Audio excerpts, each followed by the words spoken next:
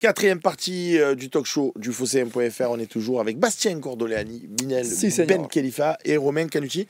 Alors avant de lire vos questions, je voudrais que tu m'expliques pourquoi tu n'es pas d'accord, parce que j'avais dit on fera le débat dans la dernière partie de cette émission, parce que c'est ma question à moi. Pourquoi tu n'es pas d'accord avec la règle Wenger? Ah, oh, petit, j'avais non, mais parce que c'est. Alors, parce que là, on va se faire un bon débat. C'est dommage, Loïc, il a plus le duel, tout ça. Ah avec non, mais les là, 30 secondes en fait, c'est. Pour moi, il y a des choses. Je suis pas un pro-VAR, mais il y a des choses binaires dans le football. Ouais. Il y en a deux. Il y en a deux. Les lignes, donc but, pas but, touche, pas touche, et hors-jeu, pas hors-jeu. Que tu me dises, il est hors-jeu d'un orteil, ou non, là, maintenant, on va déplacer, ça va être que l'eau du corps qui va connaître, ça va être les mêmes débats. Alors, est-ce que je peux te répondre maintenant? Parce que peut-être tu vas me dire en t'écoutant, ouais, au final, je revois ma position ou pas d'ailleurs. C'est pour te dire que ça va être les mêmes débats. D'accord. Donc tu déplaces le problème. D'accord. Si ça t'intéresse de déplacer le problème, faisons-le. Ça va rien changer à ma vie. Ça, c'est ta perspective à toi. Mais et j'ai discuté avec beaucoup de gens qui pouvaient dire la même chose que toi, initialement, en disant que tu sois hors jeu du bout du nez ou que tu sois hors jeu des deux épaules, comme tu dis, tu déplaces le problème. Sauf que je rappellerai à tout le monde un argument qui est quand même un peu fort, qui est depuis tout le temps, ça a toujours été avantage à l'attaque et pas avantage à la défense. C'est-à-dire que quand tu es hors jeu du bout du naseau, il n'y a pas d'avantage à l'attaque ou l'avantage aujourd'hui ils font des espèces de radars. Ça, c'est la première chose. Et qu'ensuite, moi, j'estime que dans l'esprit du foot, quand justement tu es hors jeu de manière conséquente, c'est-à-dire là, tu parles des deux épaules. Moi, si tu me remontres l'image arrêtée et que je vois deux épaules qui sont devant le défenseur, même si, comme je suis d'accord avec ton analyse, il y a débat, puisqu'il y aura toujours, oui, le millimètre, pas le millimètre, mais il y aura toujours les deux. Alors que là, quand je vois la position, par exemple, de Jonathan Rowe, s'ils te font une modélisation 3D comme ils font, peut-être que tu vas avoir le bout du nez ou l'orteil de Jonathan Rowe qui dépasse. Donc il est hors jeu.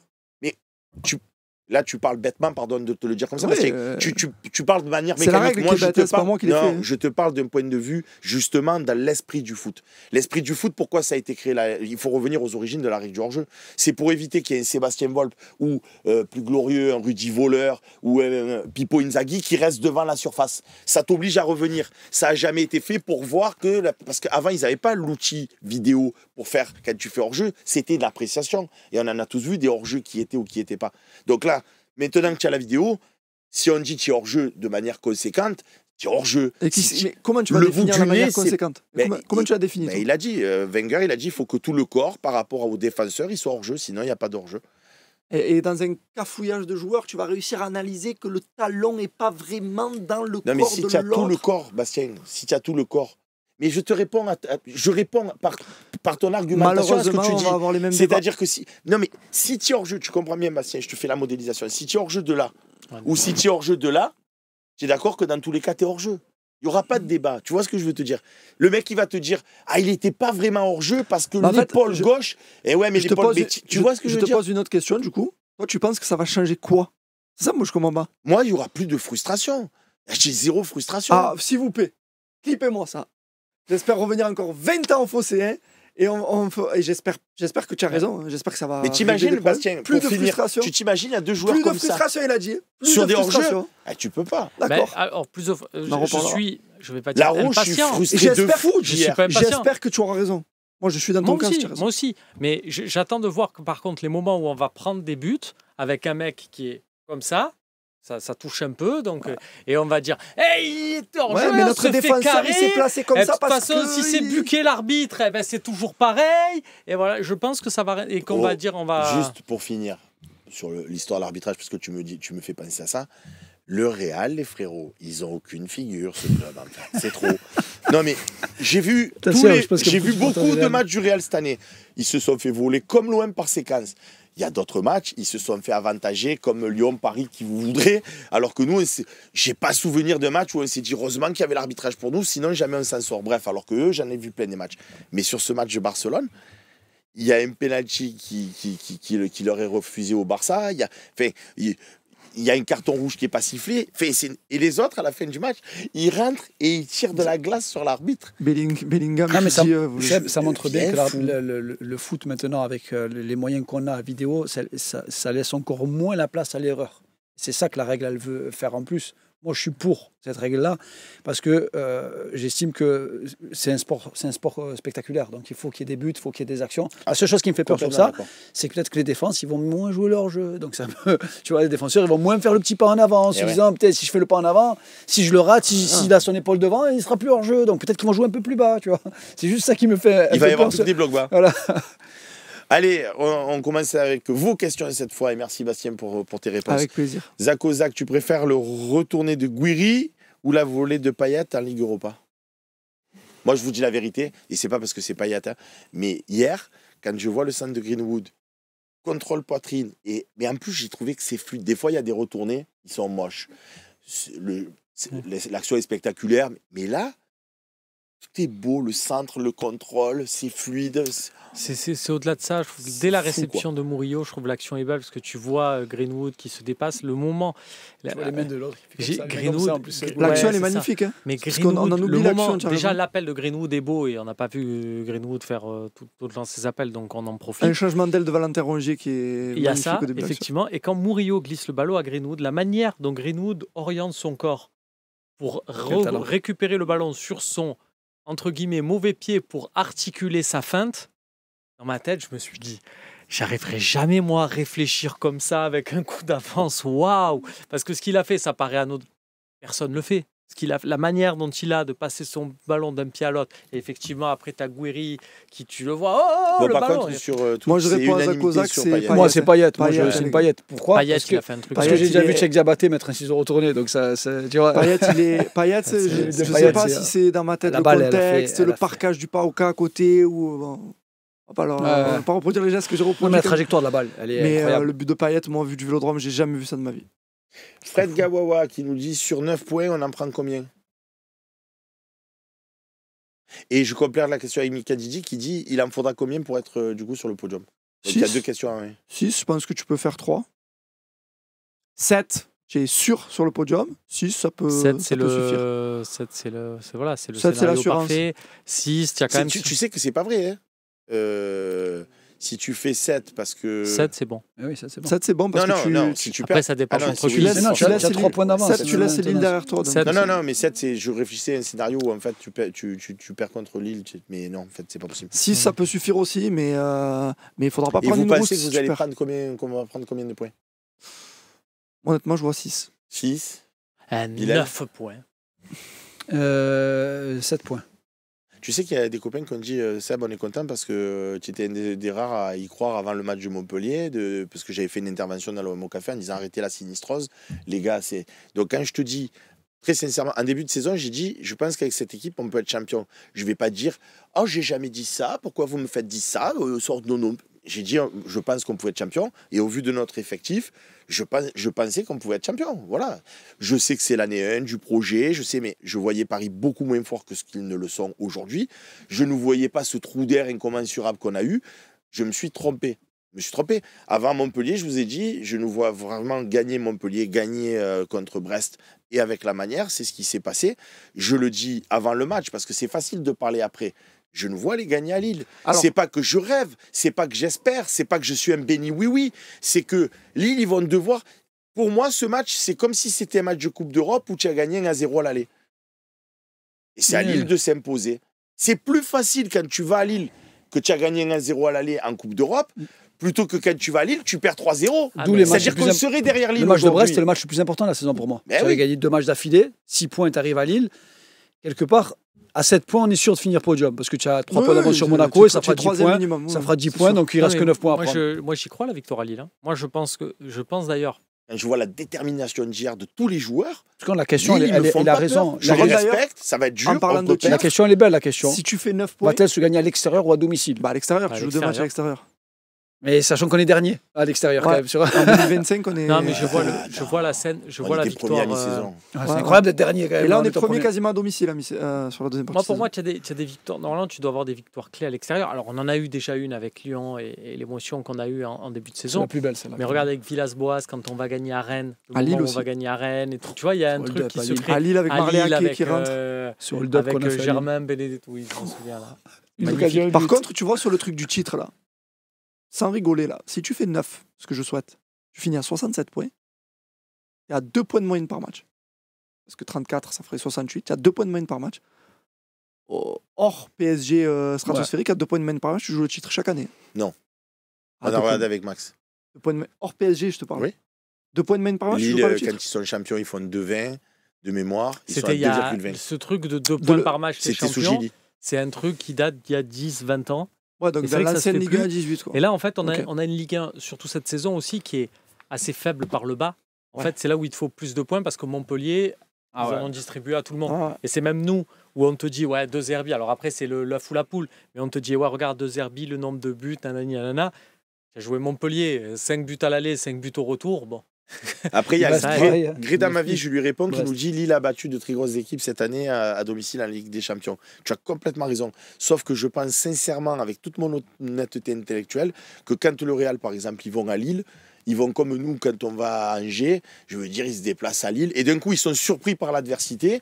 Et c'est pas facile quand d'un coup tu te fais prendre à la gorge. Après, même si on ne l'a- de revenir, tu même vois. si Nous, on on ne- va y aller, on sait très bien qui c'est Lille. On va pas les prendre par-dessous la jambe, Même- on va les respecter. Même si on ne l'a jamais fait cette saison pour l'instant, petit nul à l'extérieur, je suis preneur, moi. Tu sais quoi, Bastien? J'aimerais gagner. Je suis de ton mais- avis à fond. J'y vais pour la victoire, pour repartir avec le nul. C'est un peu comme quand tu dis je vise le titre Ouais. pour au moins finir second. Tu vois, dans cet Ah ouais, état non, mais je suis d'esprit. d'accord avec toi. Donc j'y En vais fait- pour gagner. Et si je fais match nul, je vais pas dire ouais, Je- on a fait match nul. je tu vois. vais encore plus étayer tes propos. Je joue pour gagner sans me livrer à la... Mais si à la 70e minute de jeu, il y a un partout, parce qu'on va prendre Et- des buts et quoi qu'il qu'il faut arrive, hein, fermer. les gars, on le sait, c'est écrit. Il y a un partout à la 70e minute. Franchement, là, je suis de Zerbi, je ferme. Et Je vais je faire. vous pose une question que Max s'est posée, parce que c'est intéressant, on a un beau plateau de consultants, autant en profiter. Est-ce que selon vous, Lille se dit, à l'instant T du championnat, match nul, ça serait bien pour nous aussi au final? Mais on joue dimanche.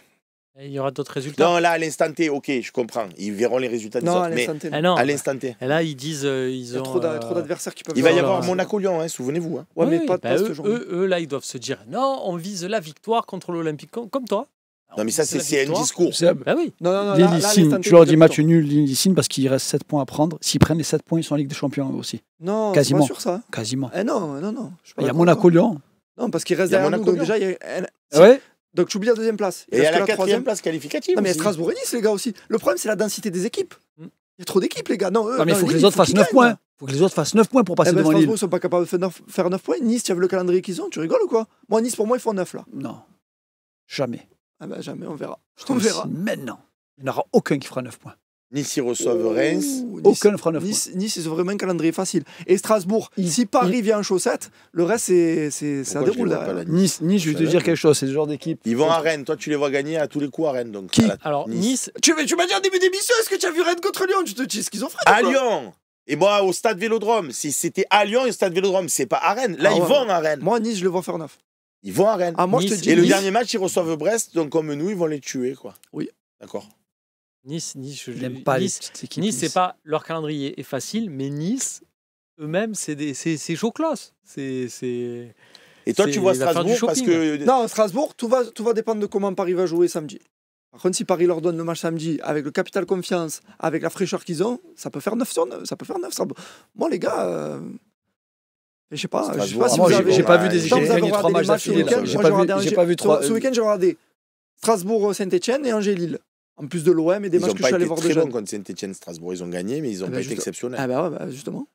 C'est justement Angers, ça. Angers le gagne problème. 2-0 au bout de 10 minutes normalement. Vu le nombre d'occasions qu'ils ont sur les 20 premières minutes, pour moi, Angers, c'est incroyable. Et Angers, ils vont jouer encore des adversaires. Saint-Etienne, ils vont encore jouer des adversaires directs à nous. Rennes, ils vont encore jouer des adversaires directs à nous. Brest, ils vont encore.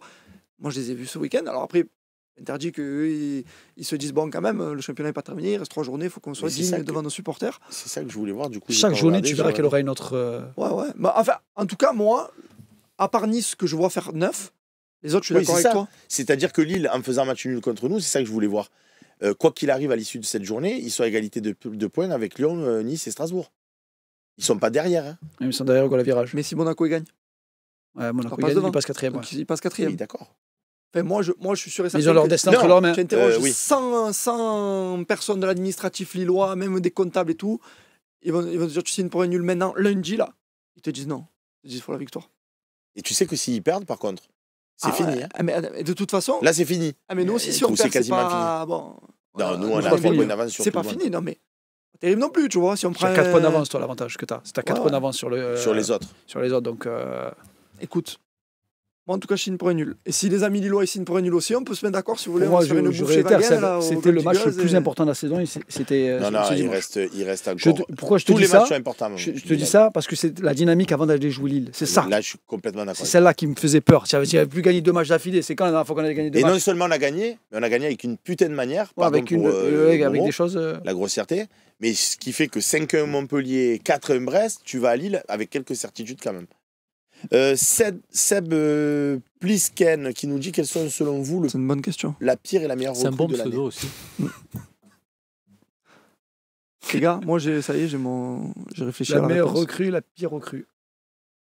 Vous savez pas? Ouais, Eli Wahi en pire. Bon, on peut choisir. Moi, pire Luis Felipe parce que je pense qu'il aurait pu nous aider à éviter des défaites et du coup. Totalement. Et meilleur Adrien Rabiot pour moi. C'est le meilleur joueur de l'OM sur la saison. Ça se challenge avec Rouli, je suis d'accord. Au prix avec où vous. tu le payes, c'est-à-dire vu le salaire, ce que tu arrives à lui faire réduire par rapport à la Juve et tout, les efforts entrepris et la manière de l'intégrer, effectivement, Rabiot c'est très très fort. Rouli, ça se challenge avec Rouli. Prix où tu le payes. Je suis pas fâché. Il y a beaucoup de Brassiers aussi dans le chat. C'est vrai que Brassier, il nous a fait très mal. Mais Brassier, tu vois, le souci c'est que Brassier, comme Wai, j'ai pas envie de les mettre parce que tu te dis vite, rapidement, c'est des mauvaises idées, on va les remplacer. Wai, tu as la bonne idée de remplacer par quelqu'un qui. Et par contre, Brassier, non. Tu le remplaces par Luis Felipe. Tu vois ce que tu dis? Mais il vient d'arriver, Luis Felipe, il est arrivé blessé, machin. Mais c'est pas la faute à Luis Felipe, mais c'est pas la faute. Tu sais, l'œil, en ce moment, il y a des allergies. Brassier, il a eu des matchs à jouer, il a été catastrophique. Tu peux pas juger. Oh, il nous a donné combien de points on a perdu à cause de Brassier? Nice, Auxerre, c'est lui qui te fait les matchs. C'est le move, en fait. C'est ce que tu dis, c'est le transfert, c'est le. Non, mais là, on juge pas. Là, le copain, il disait pas. Donnez-nous l'erreur de casting la plus grosse de Longoria. Il vous dit le pire transfert, le joueur qui a été le plus nul. Ah ouais, moi je le dis comme ça. Parce qu'il a joué beaucoup. Le pire transfert, c'est le move. C'est le. On va vendre lui pour acheter lui. C'est pour ça. C'est dans le contexte. Mais il est venu gratuit de toute façon en plus, Luis Felipe. Donc quel risque? Chacun son interprétation. Ouais, mais parce que pour moi, lui, il aurait pu t'éviter des défaites. Oui, mais là, tu fais du football fiction. S'il faut y jouer, on perd 10 matchs avec lui. Brassier, c'est pareil. Brassier, il a joué. Ah non, Brassier, on l'a vu. C'est pas du football fiction. S'il était resté, il serait amélioré, on sait pas. Non, être nul. Mais non. Tu peux pas dire ça. Et le meilleur, du coup, vous avez dit Rabiot. Non, je dis Rouli, moi. Rouli? Ah ouais, il et toi, trop de points. Je compte les points, moi. Moi, Jonathan Rowe. Non, je déconne. La meilleure recrue de cette année? J'hésite à Greenwood quand même, parce que Greenwood, c'est fort. C'est quand même fort faire 19 buts. Dis quoi? 18 buts déjà, l'OM 19 si celui d'hier, il lui a accordé. 18 buts à un poste, un peu pas vraiment. Ça, il va dire qu'on est. Non, Brassier à Rennes. Il est encore nul, hein. Ouais, c'est pas faux. C'est fou, hein. Tu vois ce qu'il a eu 15 secondes de. Attends. Des images de Brassier. Attends, Lilian. Et tu sais, je revois Mostafa Mohamed qui lui a dit oh, regarde là-bas, tu as vu et tout. Il lui a fait une scène de hache et il est parti là-bas. Tu sais que je vous dis juste un aparté. Quand Brassier signe à l'OM, on fait une émission avec Brest on the Air, donc le média brestois là. Et si tu veux, à l'après-match, on a juste mis une vidéo d'intro avec ce qu'il nous dit sur Brassier. C'est un joueur sur lequel tu peux compter, qui mentalement est prêt à jouer dans un grand club. Il a fait vraiment une belle saison quand même. Soyons honnêtes. On l'a mis en intro juste pour le kiff. L'année dernière, il a fait vraiment une belle saison. Ouais, bah oui. Duccio qui nous dit Dedic qu'on ne compte plus l'essayer. Oui, c'est l'année prochaine, c'est le joueur pour l'année prochaine, ça. Dedic, apparemment. On n'a plus le temps là d'essayer. C'est pas ouf. Salzbourg, peut-être. Ouais, c'est pas fou. Il y a une bise de Jonathan Rowe d'ailleurs. Ouais, bah, je suis La content. dernière émission que tu es venu, tu as dit il n'a pas de physique, il est. Ah, bah tu trouvais qu'il était fringant physiquement, toi? Non. Mais... Ça va mieux parce qu'aussi il a fait des efforts. Tu sais ce qui m'a fait plaisir? Et franchement, je l'aime encore plus pour ça de Zerbi. C'est parce que la saison n'est pas finie, on est encore en contre-saison. Et il a dit oui, Jonathan Rowe, je l'ai peut-être mal utilisé parfois. Et reconnaître ça, c'est déjà parce que moi, il y a tellement de gens avec qui tu discutes. Je dis pourquoi il ne fait pas plus jouer Rowe? Tu n'es pas aux entraînements, il ne fait pas les efforts. Non, mais ça, tous les coachs le font. Sampaoli avait refait Abandonora pour Harit. Mais De Zerbi est un garçon qui est intéressant en conférence de presse de veille ou avant-veille de match. Par contre, ses réactions à chaud, comme beaucoup d'entraîneurs, on a parlé d'Éric Roy tout à l'heure, sont pour moi jetés à la poubelle. Mais par contre, il est très intéressant lorsqu'il te parle football en avant-match, quelques jours avant, qu'il t'explique un peu ça. Je suis obligé de rebondir sur ce qu'a dit Bilal. On est dans la partie question-réponse, c'est un truc anecdote. Vous parlez d'un joueur qui, des fois, est porté au nu, notamment par des gens du chat qui disent parce qu'il a un style spectaculaire. C'est là où je ne comprends pas. On va éventer cette anecdote. Après le titre de champion de 2010, retour des joueurs à la commanderie, Deschamps, adepte de ça, pesé. Et là, laisser aller général, ça ne va pas du tout. Donc, grosse gueulante de Deschamps. Les gars, c'est avec sa fameuse phrase, c'est dans les plus grandes victoires qu'on fait les plus grosses conneries. Là, ça...